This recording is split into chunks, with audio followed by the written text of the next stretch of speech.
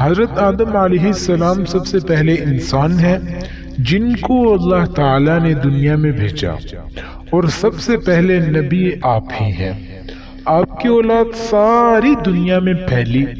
آپ کا ذکر قرآن پاک میں 19 بار آیا ہے۔ جب اللہ تعالیٰ نے دنیا کو آباد کرنے کا ارادہ فرمایا تو اللہ تعالیٰ نے فرشتوں سے کہا کہ میں دنیا میں اپنا ایک نائب یعنی خلیفہ بنانا چاہتا ہوں۔ فرشتوں نے کہا اے اللہ، تو دنیا میں ایسے شخص کو نائب بنانا چاہتا ہے جو خرابیاں کرے اور خون کرتا پھرے۔ ہم تیری تعریف کرنے کے ساتھ ساتھ تیری تسبیح اور پاکی بھی بیان کرتے رہتے ہیں۔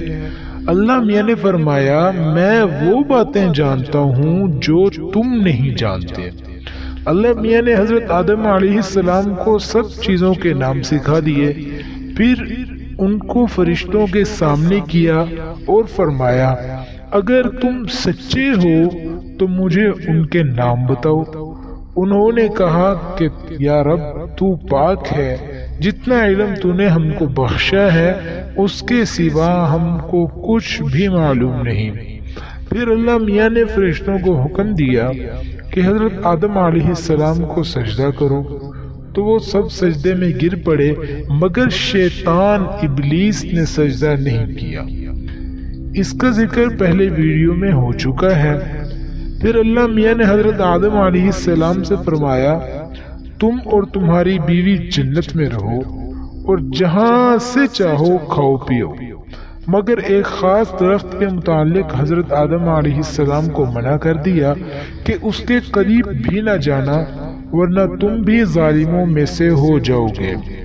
اس طرح اللہ تعالیٰ نے حضرت آدم علیہ السلام کا امتحان لیا کہ دیکھتے ہیں وہ ہمارا کہنا مانتے ہیں یا بھول جاتے ہیں اور شیطان کے بہکاوے میں آ جاتے ہیں۔ شیطان جو پہلے ہی حضرت آدم علیہ السلام سے ناراض تھا کہ ان کی وجہ سے وہ خدا تعالیٰ کے دربار سے نکلا اور خدا تعالیٰ کی لعنت اس پر ہوئی، اور اس نے قسم کھائی تھی کہ میں حضرت آدم علیہ السلام اور ان کے اولاد کو قیامت تک بہکاتا رہوں گا کہ اللہ تعالیٰ کا کہنا نہ مانے اور خوب برائیاں پھیلائے۔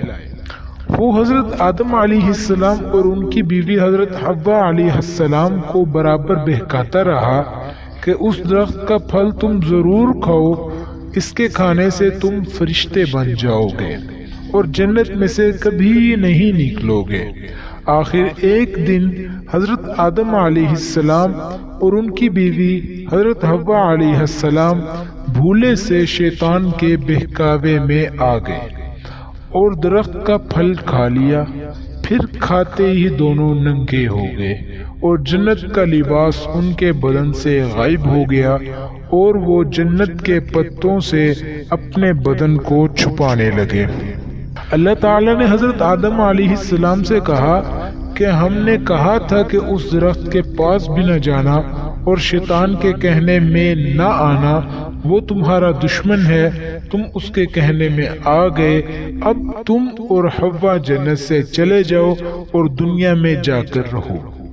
حضرت آدم علیہ السلام کو جنت سے نکلنے اور شیطان کے بہکاوے میں آنے کا بہت رنج اور دکھ ہوا، اور وہ بہت عرصہ تک اللہ تعالیٰ سے معافی مانگتے رہے اور روتے رہے کہ اے اللہ تعالیٰ تو مجھے معاف کر دے۔ آخر اللہ تعالیٰ کو رحم آیا اور حضرت آدم علیہ السلام کو یہ دعا سکھائی ربنا ظلمنا انفسنا وان لم تغفر لنا وترحمنا لنکونن من الخاسرین، کہ اے ہمارے رب ہم نے اپنے اوپر ظلم کیا اور اگر تو ہم پر رحم نہیں کرے گا تو ہم بڑا نقصان اٹھانے والوں میں سے ہو جائیں گے۔ تو حضرت آدم علیہ السلام نے یہ دعا بہت گڑ گڑا کر مانگی، اور اللہ تعالیٰ تو بہت رحم کرنے والے ہیں۔ جب کوئی بندہ گناہ کر لیتا ہے اور سچے دل سے توبہ کر لیتا ہے کہ اے اللہ یہ گناہ تو مجھ سے غلطی سے ہو گیا، آئندہ ایسا نہ کروں گا، تو وہ معاف فرما دیتے ہیں۔